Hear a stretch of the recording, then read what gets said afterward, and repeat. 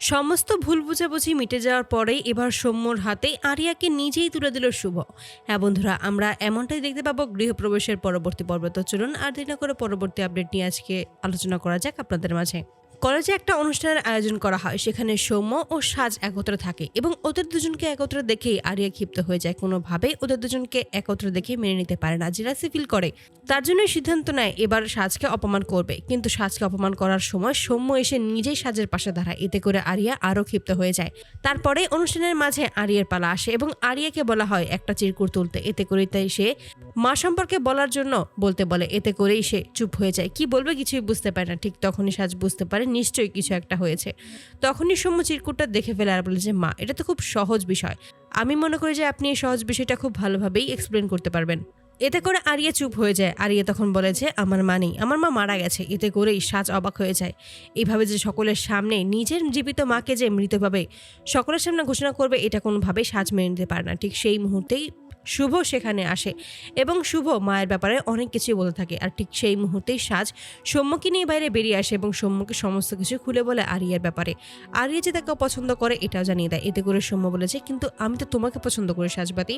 সাজ তখন বলেছে যদি সত্যি আপনি আমাকে পছন্দ করে থাকেন তাহলে আমি আপনার কাছে হাত জোর করে ক্ষমা চাইছি। আপনি আমার দিদিকে পছন্দ করুন, ও সত্যি আপনাকে খুব ভালোবাসে। আমি আমার দিদির জন্য সমস্ত কিছুই স্যাক্রিফাইস করতে পারবো সৌম্যদা, তাই প্লিজ তুমি আমার কথাটা রাখো। এতে করেই সৌম্য বাধ্য হয় সাজের কথা রাখার জন্য। তারপরেই আবার অনুষ্ঠানে সেখানে চলে আসে। যখনই সেখান থেকে চলে যাবে ঠিক সেই মুহূর্তে সৌম্য মায়ের ব্যাপারে অনেক কথা বলে আরিয়ার সামনে এবং আরিয়ার যে ভুল ধারণাগুলো নিজের মনের মধ্যে ছিল সেই সমস্ত ভুল ধারণা ভেঙে দেয় সৌম্য এবং বুঝিয়ে দেয় যে মা আসলে কতটা গুরুত্বপূর্ণ, মা যে কতটা ভালোবাসতে পারে, কতটা যত্ন নিয়ে আগলে রাখতে পারে, সেই সমস্ত কিছু তুলে ধরে আরিয়ার সামনে। অবশেষে সৌম্যর কথাতেই আরিয়ার সমস্ত ভুল ধারণাগুলো ভেঙে যায়। আরিয়া বুঝতে পারে যে সত্যি সৌম্য ঠিক কথাই বলছে। এই একটা মানুষ যাকে আরিয়া এতগুলো বছর পর পছন্দ করেছে, ভালোবেসেছে, এই মানুষটা কোনোদিনও তাকে ঠকাতে পারে না, মিথ্যে কথা বলতে পারে না।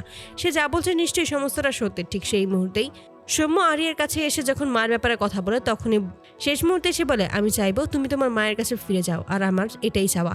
তুমি কি আমার এই কথাটা রাখবে? এতে করে আরিয়া এক কথায় রাজি হয়ে যায় এবং সমস্ত কিছু ভুলে নিজের ভুল ধারণাগুলো ভেঙে ফেলে শুভর কাছে ছুটে আসে এবং শুভকে জড়িয়ে ধরে এবং মা বলে ডেকে ওঠে। এতে করেই এতগুলো বছর পর নিজের হারিয়ে যাওয়া মেয়েকে ফিরে পেয়ে নিজের বুকে খুবই খুশি হয়ে যায় এবং সৌম্যকে বারবার করে ধন্যবাদ জানায়। ঠিক তখনই আরিয়া সকলের সামনেই সৌম্যকে যে সে ভালোবাসে এই কথাটা জানিয়ে দেয়। এতে করেই শুভ তখন নিজেই সৌম্যকে আরিয়ার হাতে তুলে দেয় এবং আরিয়াকে বলে যে এবার তোমরা খুব ভালো থাকবে, খুব সুখে থাকবে। সৌম্যকে তখন বলে আমার মেয়ের দায়িত্ব আমি তোমাকে দিলাম, কোনোদিনও তুমি ওকে কষ্ট দেবে না।